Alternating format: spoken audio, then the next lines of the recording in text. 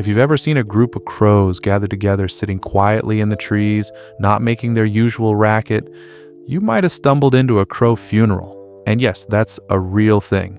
It sounds poetic, maybe even sweet, until you realize crows aren't out there crying over Uncle Larry. Now, these bird funerals are more like crime scene investigations, and the dead crow, it's basically a warning sign that screams, "Danger, don't end up like this guy." Still, the way they do it is unsettling enough to make you wonder if they know more than they're letting on. A crow dies. Maybe it hit a window. Maybe a hawk nailed it mid-flight. Maybe it got too confident stealing food from a cat's bowl. Another crow spots the body. Instead of flying away, it starts calling, not the loud, panicked danger call, but a specific, drawn-out call that other crows recognize instantly. Within minutes, more crows arrive, sometimes dozens. They land in nearby branches, circle above, or hop onto rooftops. They position themselves where they can see both the dead crow and the surrounding area. And then silence. This is what unsettles people most. Crows are loud birds. They're usually gossiping about food sources, predators, or just screaming for the fun of it. But during these gatherings, the volume drops. The energy changes. It's like the air itself feels heavier. If you're watching, you get the sense you've walked into a private meeting you weren't invited to, and no one tells you to leave, but everyone's eyes follow you until you do. Scientists have a less supernatural explanation. These gatherings are information-sharing events. Crows are highly social, long-lived, and incredibly intelligent. In the wild, knowing where danger is and what caused it can literally be the difference between life and death. When a crow dies, the others treat the body as evidence. It's not about paying respects. It's about figuring out why this crow is dead so they don't meet the same end. It's as if the entire murder of crows, yes, that's really what a group is called, shows up to take mental notes. Some researchers even compare it to a fire drill, except the building is the forest and the lesson is learned by staring at a corpse until everyone gets the message. Don't go near that thing again. This is where it gets fascinating and a little unsettling.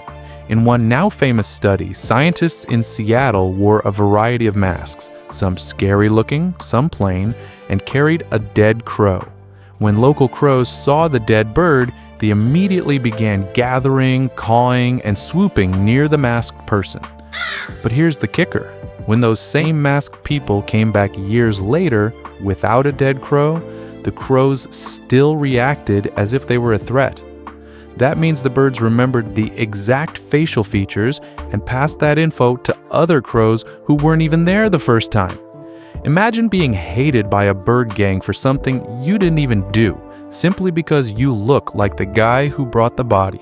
Crow funerals might look solemn, but they're essentially a survival seminar. The birds gather, study the dead, and assess what might have caused it. There's nothing sentimental about it. The body is a warning sign, and the message sticks. That's where the dark humor comes in. Once a crow connects a place, a predator, or even a human face with danger, it remembers. Then it tells the others. Years later, a completely different generation of crows can still treat you like public enemy number one. It's survival mixed with an almost comical level of grudging persistence, and no one does it better than a crow. Crow funerals sound poetic, but what they really show is how organized and memory-driven these birds are. They don't just remember faces, they remember events. They pass those memories to their young, and they act on that information in coordinated ways. If you mess with one crow, it's not just that crow you need to worry about. It's its friends, its kids, its friends' kids. You might get dive-bombed by a crow that wasn't even alive when you made the offense. And they have tactics, from coordinated mobbing attacks to precision dropping of sticks, nuts, and yes, poop. So, is it mourning? That's the big debate. Some scientists think there's genuine grief. After all, crows form tight family bonds and mate for life. Others say it's all about learning. The gathering is purely strategic, like a safety briefing with extra feathers. The truth could be somewhere in the middle. They might not cry or give speeches, but for a crow, losing a member of the group is a serious event. The body is both a loss and a lesson. Next time you see a quiet cluster of crows staring at something on the ground, know this: you're watching one of nature's most unsettling yet brilliant survival strategies. And if those crows turn their heads and all look at you at the same time, maybe take a few steps back, or a few streets over, just to be safe. Crows holding funerals proves they're not just smart, they're organized, cautious, and always watching. And if you think that's creepy, wait until you hear about the birds that fake their own deaths just to steal food. That one is next.